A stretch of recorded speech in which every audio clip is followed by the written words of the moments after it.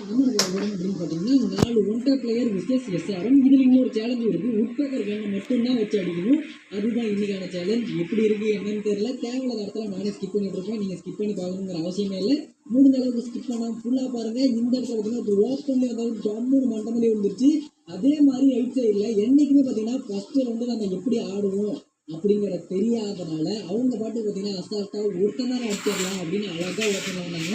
இவங்க வேறு யாரும் இல்லை, நம்மளோட சப்ஸ்கிரைபரை என்னைக்குமே பார்த்தீங்கன்னா 3 பேரோட அசால்ட்டாக அடிச்சிருவாங்க.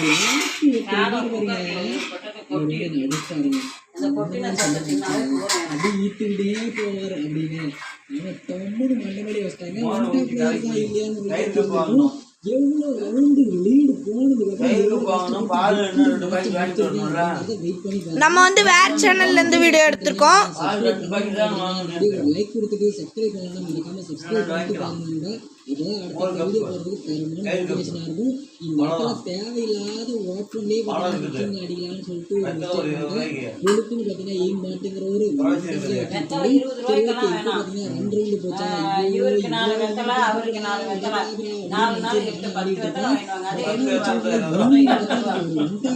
இது ஃபர்ஸ்ட் ரவுண்ட்ல தான் எனக்கு தெரியாமல 3 பார்த்தீங்கன்னா ஒரு 3-4 ரவுண்டுக்கு எனக்கு சுத்தமாக ஒன் டாப்பே வரல.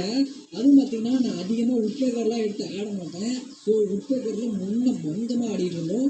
பட் ஆனால் இப்போ